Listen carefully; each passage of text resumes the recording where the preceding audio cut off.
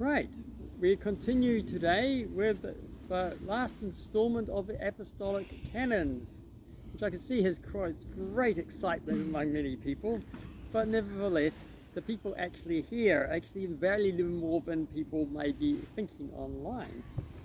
Right, if any 72, if any clerical layman remove a candle or oil from the Holy Church, let him be excommunicated or return a fifth before he more than he took. In other words, candles and oil dedicated to the church are to be given to the church and not to be used by secular purposes. So we cannot take off the candles from the church and use them for home purposes, or the oil of the church for home purposes. Once something's offered to the church for use in the church, that's its only purpose is to do that. So it's quite wrong to be taking the things offered to the church, candles given to the church, and using them for things at home. There might be an exception if there's an excess of oil and the priest blesses you to, or permits you to take it, but generally we don't take things offered to the church. So once it's given to God, they are God's and we're not to use for human purposes.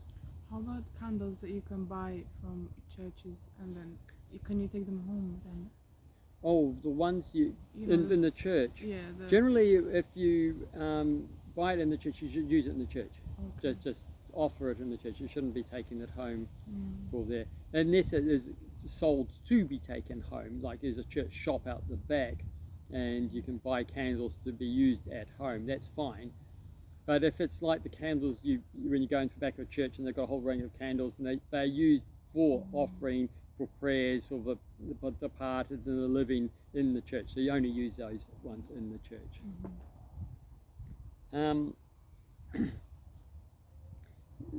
73, no one henceforth put to his own domestic use a sanctified vessel of gold or silver or cloth, for it is unlawful.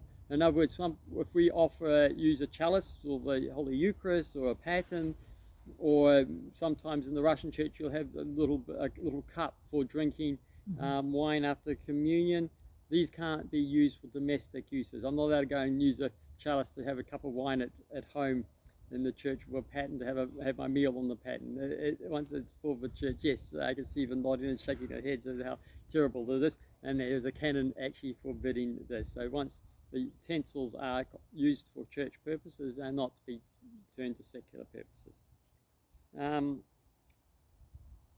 Right, a bishop, this is 74, accused about something by a trustworthy man, he needs to be called by bishops and see if indeed he answers and confesses to what or has been convicted, that a penance be determined. So if, for example, the bishop is accused by people who are good standing of the church of doing something wrong, then he should go on to trial. The bishop shouldn't just ignore the appeal of a thing.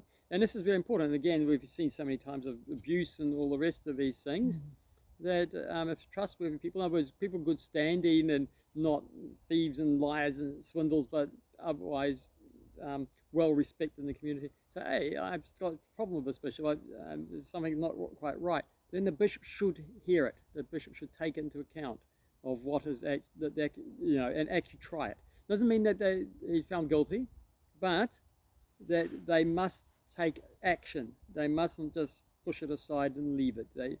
And so again, we should feel free if we think even the bishop is doing something scandalous or wrong, to appeal to the bishops and make a point about it.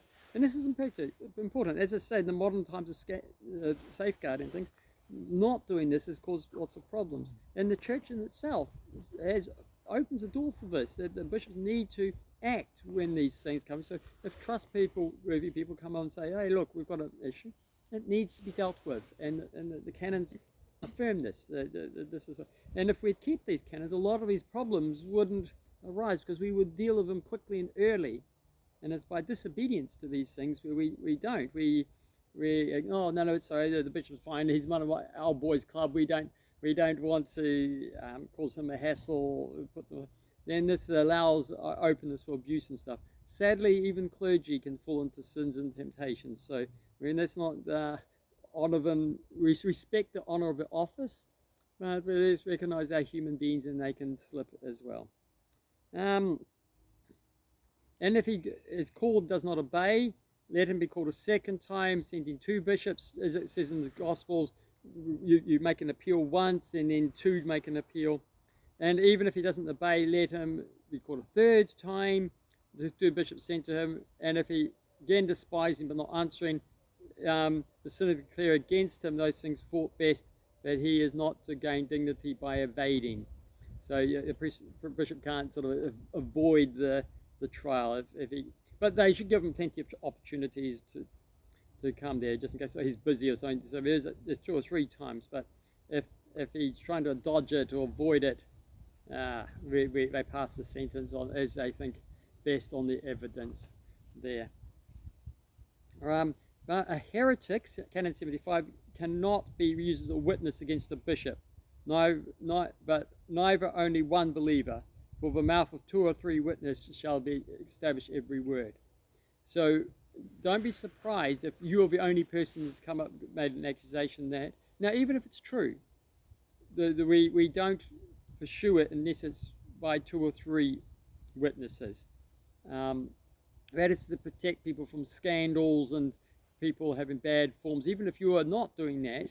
So sometimes, even if you're a witness to something that is bad, you may not be in enough to have something done about it. Something may not be done about it. But as it says, by 2 or 3 witnesses. However, again, and just going back to the cases of safeguarding of children and things, the vast majority of cases, vast majority of cases, almost all of them, it's repeated things. There's more than one person that's affected. It's not just usually a one-off case. The problem is when it's a multiple cases, in which case you give your testimony. If the person is a problem where it's becoming multiple cases, someone else will be giving their testimony. So don't despair. If it's just a one-course thing, often, okay, it's a mistake, they've slipped, made it fall, that we just let it go. And that's the compassion of all people there. What we really want to catch are the repeated people, the who are abusing multiple people, doing things over and over again. This is where it becomes a real problem. And in that case, more than one witness will come forth. So which you should give your testimony. And maybe in your testimony, nothing is done immediately in that case. But if the person is truly bad, someone else will give a testimony, and then they will add the pieces and they can do something. So don't fail to give your testimony, even if you think you're the only one who knows. Do it. Then the people they may not act on that immediately, but if someone else has a problem, then that testimony will come. Then there's 2 testimonies, and then they can act. So just because you think you might be the only one who does, don't stop doing it, but don't necessarily get all upset if justice is not done for your particular singular case.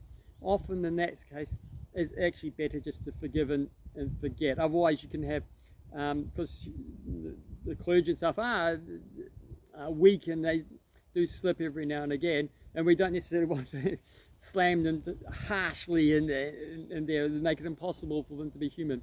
But we do want to catch the ones who are serial repeating this, and they've got the mind bad, and that's why you give your testimony. Don't panic if it's just one off.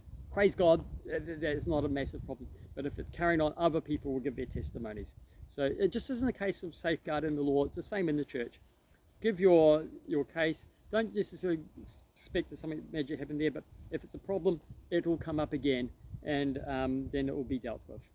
So don't withhold your concern, because then someone else will do that, and then no one will testify. So you do put it forward, but don't expect immediate justice for your sake, because it's all about you and things like that. There's a bigger picture on there. So, but a heretic is not allowed to be used as a witness.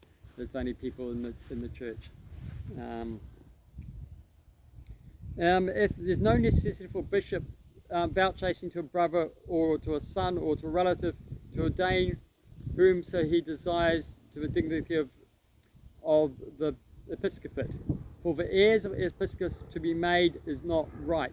So a bishop shouldn't be ordaining his cousins, his friends, his nephews, his sons, or other relatives if there's nepotism. It does happen, by the way, that this is a problem, but it's to be on the quality of the person. It is not about family relations and passing it on to heritage and stuff like that. It does happen, but that's not right. It's about a human relationship. It is about the quality of the person and of being ordained. The Church of God ought not to be placed under heirs. That if someone does this ordination remains invalid, and let it be penance by excommunication. So if a bishop ordains his nephew to be another bishop or a presbyter, this is invalid and to be. Now, that doesn't mean in every case that's wrong. There might be the case where the people want the nephew to be a bishop or a presbyter. He is suitable to be so according to the church, and so he is ordained as appropriate for that. That can happen. So we mustn't immediately think every case is wrong. But if the motivation is just simply for the nephew, and everybody's going, look, this guy is not suitable to be a priest, and it's just there, that is condemned by the church. And it's often better maybe that the person go elsewhere and be ordained by another bishop in another diocese, so that there's no scandal of being brought up or no accusation to be brought. If anyone is a cripple or smitten in eye or leg and is worthy of episcopate, let him be made, for he is not defiled by injury of body but by pollution of soul. So if someone's injured in the body for some reason, they can still be a bishop, assuming, of course, as the next canon will say, Canon 78, if one being deaf or blind not be made a bishop, not as being defiled, but in order that the ecclesiastical matters may not be hindered. If your bishop is deaf, how can you hear confessions? And so you can't do your job as a bishop. You can't perform the function. If you're blind, you can't see what's going on.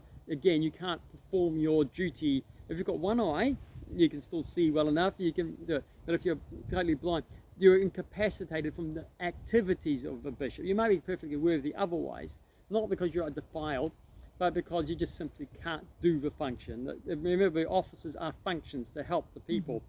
And so you should be able to do the function. It's not a matter of honor or prestige or because you're holy. It's because you're forming a function for the salvation of the flock. And if you can't do the function, you shouldn't be ordained for that function. Even if you're incapable of teaching or speaking correctly, you shouldn't be put in a position where you're expected to teach and to preach and to speak. You're not in a good capacity.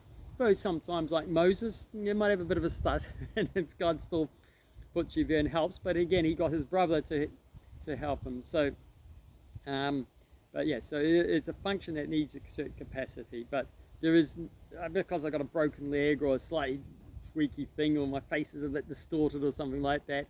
That in itself, as long as it doesn't get in the way of the function, doesn't debar from the priesthood.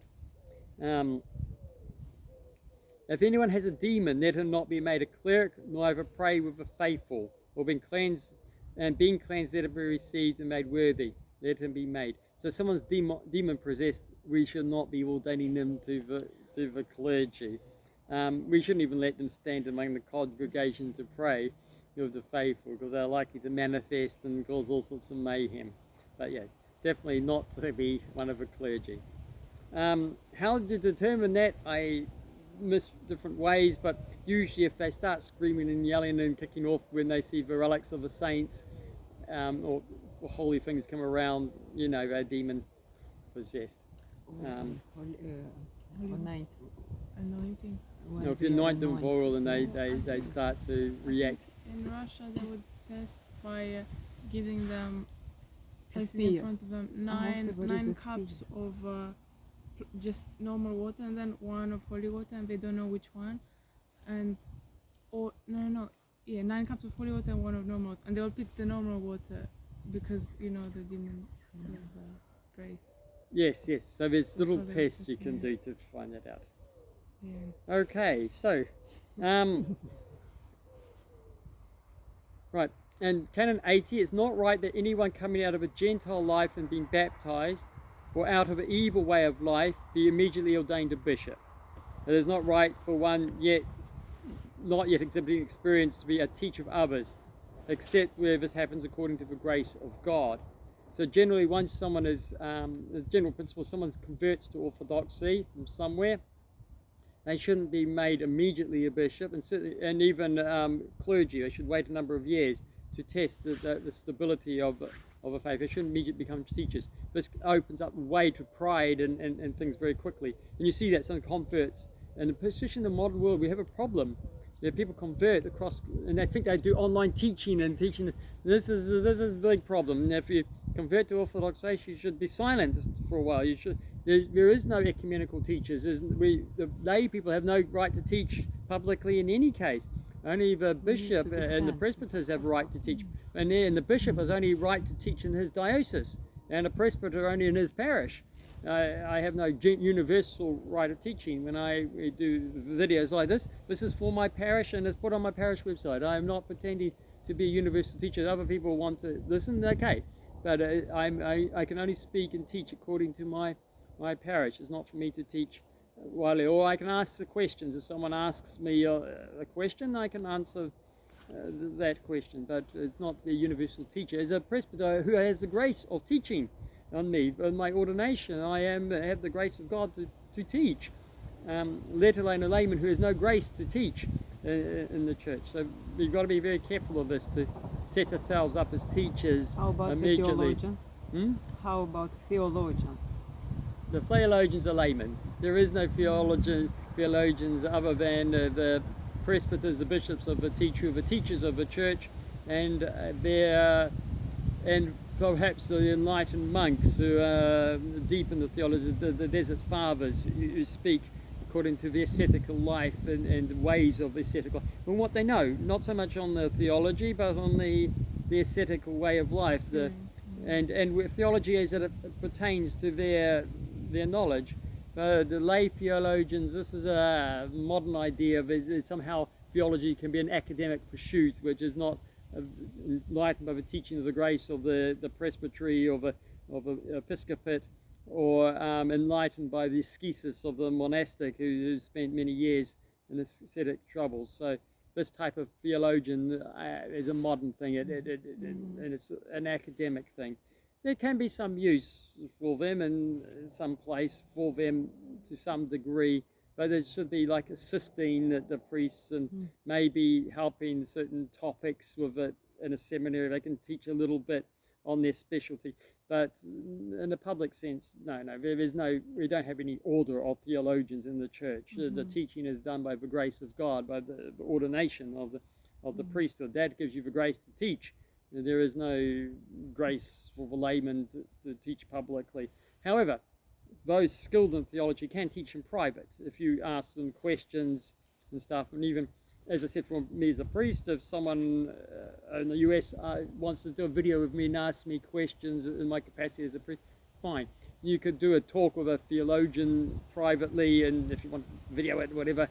But as long as it's just as a private capacity, and he can discuss these things, but he shouldn't be standing up and making his own videos, setting up his own channel and saying, I'm a teacher of orthodoxy. No, you could have a conversation, record a conversation about things, but it's a layman speaking, and so quite often some laymen can be quite wise, and this is true of some of the women as well, who are forbidden to teach overall, and even at homes they should be submitted to the husbands.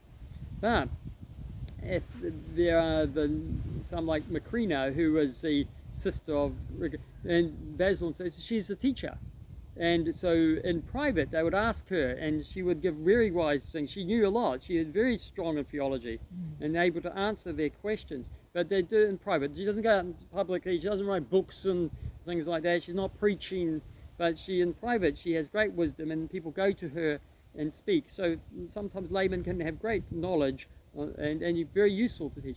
But when I say not to teach, it's the public performance of that teaching, that they're not to go out and publicly be a teacher of the church. No, they haven't got the grace to do that, but they can still know a lot, because we all have the grace in the sense of grace, but we're not to be necessarily to teach you, because you will have the Holy Spirit within you. So it is we're distinguishing the public teaching role, and this, and again, the bishops, they need to not be made quickly for a number of reasons. But occasionally it happens, like St. Photius the Great, comes from sort of, and Ambrose Milan, I think, came out very quickly from high places in the civil world, and very quickly afterwards were made bishops. There's odd exceptions, but this should be an exception, and it's very clear that this is the will of God. Otherwise, like Paul, for example, came from a murderous background. He wasn't qualified to be an apostle, but God nevertheless used him as such, and that was the will of God. But that should be very clear. We don't pretend we know the will of God. This is manifest very clearly through all the population saying we want this one to be the bishop, not the bishop's idea. It's everybody just says no, this guy, and this is sometimes an inspiration of God for that. And Saint Cyprian as well. Of Carthage? Oh. Yeah, Saint Cyprian and Saint Justina. Because he used to be... There are a few exceptions, and that's why it's in the canon that allows that exceptions, but that's something very rare. And there's no necessity for a bishop or presbyter to lower himself into civil government, but to be devoted to the church's needs. Neither let him be persuaded to cut him of this, or let him be deposed. No one is able to serve two lords according to the Lord's declaration. Right, it is forbidden for presbyters of the church to be working for the government. We can't be both civil servants for the state and church servants. We have to be one or the other. And it's quite wrong to be doing both jobs. And we also can't have two masters. If we are a servant of the church, we have a master, which is a bishop. We do the services as needed according to the church, and our obligation as priests to our parish to do the services there. That's what we're set to do, and that has to be our priority. No authority or no other authority can ask us our time and compel our time to be somewhere at such and such a place for their service. Always the church comes first. This is different from working on my own or working from home on my own time, etc. When my time is my time. I'm in charge of my time. If I need to serve a church, I serve it. When I've got free time to do work, I do the work. And I can earn money extra doing that. It's not wrong to be doing it, but I'm in charge of my time. I am master of my work and my own time. So I'm a self-employed, this sort of thing. That's fine. You're master of your time. So you can obey, you've got one master of the church, you obey that, and then you do your extra time and extra. But you shouldn't have, priests shouldn't, and clergy shouldn't be working for two masters. We are constrained by time to have to go to do obedience to the other master. So that's quite, unfortunately, having said that, we must hold that principle, but in the economy of the church, the necessity sometimes dictates that needs to be done. But we should try to avoid that. The people should try to help their priests to avoid them having to do that, even if they can only partially help them, but the priest then can do some partial work. Maybe as a teacher, they can do supply teaching where they are freer to go, not to go when they wish. So if they have a church service, they can do the church service and not work that day. Whereas when you're employed full time, you don't have that freedom to take the time off to do the services of the church. So that is something we need to think about as communities and stuff, are we able to ensure that the priest is not forced to go into full-time work under another master. But occasionally, if there's no other option, so be it, because it's very hard to supply everything for a priest. But it's better if they can be self-employed or something like that. They can earn their own income on their own time, in their own control. That is a better situation. And if we can help them a little bit to do that, that is better than full-time. But as each case, this is sometimes where economy is needed. But we must remember the principles. Yes, we do not permit servants to be ordained into clergy without the consent of their masters, to the sorrow of a master possessing them, for such a thing as overturning of homes. Right, so you're not allowed, we must respect the hierarchical order and obedience structures of society. And so a slave is under obedience to his master. And so the church cannot force that slave outside the obedience of his master. We've got to respect the obedience of the master, respect the situation. Though we don't approve of slavery overall, freedom of man, we do respect it in the sense of if it is in place, we respect the order and structure of it, because otherwise you are denying the proper, because each order, even in slavery, the master in a sense is what I talk about is theotic relations. There's a special relationship of obedience there to the salvation of the slave's soul by doing obedience to the master, and the master as a certain way of Christ. And we must respect that authority there. And if the master is better, if he says, yes, go to be a Christian, we'll never force the slave out of the master's, or a son away from his father while he's still in the father's house as such. Once the son is married in his own house, he is his own master and he is free to become. So again, it's much better for the clergy to be married and things settled beforehand. But if the father blesses his son to become a reader or something, very good. But we shouldn't be forcing them out. We shouldn't be forcing the obedience out.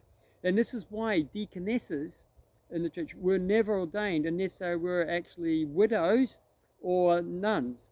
They could not, if they were married, their obedience is to their husband, and that's a permanent one. And so, and because they owe that to him, he's got control over their time. Where you can go, no, you're not going out today. And so they've got two masters, the husband, and we must respect the husband's authority in the household. Otherwise, you're denying Christ, even the mystery of marriage and Christ's relationship. And so that's why the deaconesses always had to be unmarried widows or nuns, so that they could be under obedience to the church with no other master.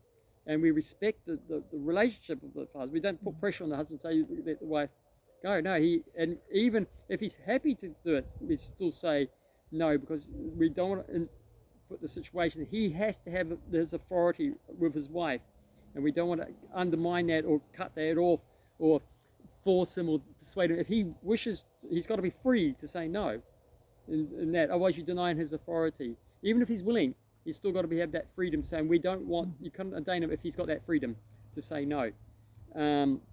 So that's another important thing. So this is why for slaves also, they are not that the slave is not worthy of that or not Christian or whatever.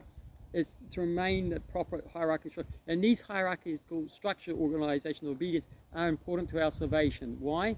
Because we fell from God because we disobeyed God. And to become united to God, we first is to make His will our own will. And this is through the process of obedience. It's taking another's will as your own. And we must all live in a state of obedience and respect obedience, because it's through obedience that we come into union with God, where we break the sin of Adam and Eve, the disunion that caused with a will of disobedience, and we bring back into obedience. So that's why these structures are respected. Even if they seem silly, even if they're in the way, we mustn't confuse them as control and all the rest of it. It's wrong for one in charge to be controlling. But nevertheless, we must respect the structures, because it's through these structures of obedience that we come to our salvation, and they're best expressed through formalized structures. So there's a formal relationship of obedience. Obedience is no good if I can choose to obey or not obey. There's no meaning. It has to be an established structure. I'm obliged to obey in there. Otherwise, it's not really obedience. It has to sort of a sense of obligation. So these structures are important. Even if they seem an anathema to the modern world, we must respect these structures for our salvation. And that's what we see in the canons. It manifests at work as an employee and employer. Yes, you've got to do the obedience as an employee at work. You've got to obey your... And if you don't, you are not actually... And we obey the government as well, obey the laws of the government. If we have rebellion against the government, we are not in the Christian spirit. We're not in the Christian way of thinking. Now, that doesn't mean that we obey the government when it's teaching against the doctrines of Christ, making us do things contrary to Christ. No, we put that aside. We obey God first in all things. We don't. If our employer wants us to do something against the traditions of the doctrine of Christ, say for a woman, though we're not expecting women to cover their heads now, but if an employer refused to allow the woman to cover her head, an employer, then you can just either disobey or leave, because they have no right to tell you to do something contrary to traditions of the church, to deny your right. And our laws generally respect religious freedom in this, so they shouldn't be doing it even under our laws. But in our obedience, we say, no, I'm doing this with obedience to God, and whether you want it or not, I'm doing it. And if you lose your job, you lose your job, but you obey God first. But otherwise, if the employer says turn up at 8 o'clock in the morning, you turn up at 8 o'clock in the morning. If the employer says you leave at 5 o'clock, you leave at 5 o'clock. If the employer says go and put those things on that shelf there, you go and put those things on that shelf there. You do careful obedience to your employer and all other things which are not contrary to God. And this is good for your soul. We mustn't be selfish and self-willed, etc., vis-a-vis our employers. Doesn't mean you have to be a blind in obedience, and you can offer and suggest, hey, is this a good idea or something? No, if you've had a discussion, sometimes offer an idea and they say, no, go this way. So it doesn't mean you can't put forward an idea or suggestions or of improvement or in your scope to do little things. You don't have to be absolutely just literalistic following. You can sometimes make things better. You can work out a better way of doing things, as long as the employer is not going contradictory to the employer and you're trying to do the will of the employer, make what he wants better, more correct. And if you do it slightly different ways than you're taught, that's fine, but always in what they are wishing to be their goal, to their end, and according to their consent, sort of thing. And if they say no, do that. Let's be careful in this obedience, even in the workplace, and it's for our salvation. And this is what monks do. Wives or husbands should be doing this. This is very important. That is about everyone. We must be doing this sort of careful obedience. That is important for our salvation. So that was it.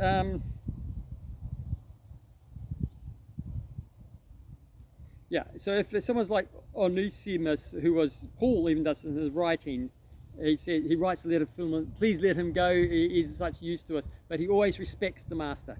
And if the master let him go, brilliant. So you can make the request, but if they say no, so be it. Leave it there. A bishop or presbyter or deacon devoted to the army and desiring to keep both a Roman and sacerdotal governments, let him be deposed. We're not allowed to be in the military and in the church at the same time. Doesn't mean I can't help the army as a chaplain or things like that, but I can't serve both. I can't be a military chaplain under obedience to the army and stuff. I'm under obedience to the church, and I may help the army by blessing the soldiers at the request of the army. I might go off and do that, or spend some time with the soldiers on campaign to help them with their needs for holding services, etc. But as a church lets me to do that. But I'm not a soldier fighting for the army, which happens to be a priest under obedience again. It's Canon 83. If anyone, 84, insults an emperor or one ruling contrary to what is right, let him pay thrice. And if indeed a cleric, let him be deposed. So we're not allowed to go around insulting our rulers. If they are not in Christ teaching us bad things, we can oppose them and say no, we hold the way of Christ. But otherwise we shouldn't go around insulting rulers. We should have a general state of obedience to the civil authorities, respect of the civil authorities, and the respect of their office. So yes, even if we don't like the government, we shouldn't be going around saying, oh, he's an idiot, he's a fool, and don't know what they're talking about. No, we should hold respect for the office, lest we undermine people's obedience to the government, because Paul says we must obey the authorities set over us. God has set these in place, so we must obey. So let us not undermine this by saying those idiots and rubbishing their name and things like that. You can disagree with that particular policy or order, but let us always maintain respect for the institution. And teachers, as children, even if the teacher teaches, still respect for the teacher as a teacher, the office. Don't start belittling them and insulting the teacher and stuff like that. That undermines your respect, and that actually harms you, because you need to have that respect of an office for your own benefit, for your learning, for your discipline, etc. So let's be careful to avoid that, and that's why priests who start railing against the saying, insulting the rulers, should be deposed. It's not good to be doing that. Right, and last one is Canon 85. To all clergymen, laymen, they are the books venerable and holy. Indeed, so this one is a list of books of the Apostolic Canons, which we consider as scriptures. And we do hold to this. Now, in the church is about 6 lists recognized by the canons, and we take the sum total of all the books mentioned in all the lists as being good for our use. Not every list covers exactly the same books. Some will add some will miss others, but we take all of this as being true, and all the books mentioned in those as being the quality which the list mentions in the scriptures. So, what are those books? well, the books, what are they? Patience. Right, so as according to the Apostolic Canons, indeed of the Old Testament, there's the 5 books of Moses: Genesis, Exodus, Leviticus, Numbers, and Deuteronomy. 1 of Joshua, nay, 1 of the Judges, 4 of the Kings. Now, in the Protestant King James Bible, you'll get 1st, 2nd Samuel, 1st and 2nd Kings. Those are the 4 books of the Kings. So 1st and 2nd Samuel are considered kings. So in the Greek Septuagint and the Vulgate, the Latin version, they'll be called Kings 1, 2, 3, 4. And in the King James version, you call them 1st Samuel, 2nd Samuel, 1st Kings, and 2nd Kings. But those are the 4 books of the Kings. Then there's 2 books of Chronicles, 2 of Esdras, 1 of Esther. Some of the Protestant Bibles don't have some of these ones in them. 3 of the Maccabees, though our Septuagint sometimes have 4 in there, but 3 are recognized from this canon. 1 of Job, 1 Psalter, 3 of Solomon, the Proverbs, Ecclesiastes, and the Song of Songs. 12 of the prophets, 1 of Isaiah, Jeremiah, 1 of Ezekiel, and Daniel. And apart from these, there's Hosea and the other 12, which is in common most Old Testament versions. And apart from these, let be to you to give an instruction to teach your youth the wisdom of Sirach, and our own, which is the New Testament. The 4 Gospels, Matthew, Mark, Luke, and John. 14 letters of Paul. We don't start asking whether Hebrews and stuff read before. There's 14 letters, and that's the standard ones where all the books are written by Paul, including Hebrews. 2 letters of Peter, 3 of John, 1 of James, 1 of Jude, and also 2 of Clement. We have 2 letters, 1st and 2nd Clement, which just recognizes as the level of scriptures. And though the Protestants don't use them as such, but we should hold these 2 letters in high reverence. And the constitutions being addressed to you through me, Clement, in 8 books. Now, there's what's called the Apostolic Constitutions in 8 books. They still extant today, and they're translated into English. In this particular canon, they were to be said to be the teachings of the apostles. Now, the 6th Ecumenical Council, in a Forminus canon, said that particular work at their time was a little bit dodgy. There's something wrong with it. So they put it aside as being scriptures as such. So, but having said that, St. Nicodemus Agorite and I've looked through them, so they're very helpful to read these 8 books. And if you want to understand the way of Orthodox behavior, why men have beards, and why the priest blesses and the bishop blesses and the priest doesn't bless, and all this sort of structural order, you'll find that all expressed, and all these apostolic canons, the reason behind the reason why they're there in this apostolic constitutions. So if you're living in Orthodox faith, these are very helpful to read. Don't take them as an absolute rule of obedience to them. They're not. The 6th Ecumenical Council, Father Trudeau said we don't.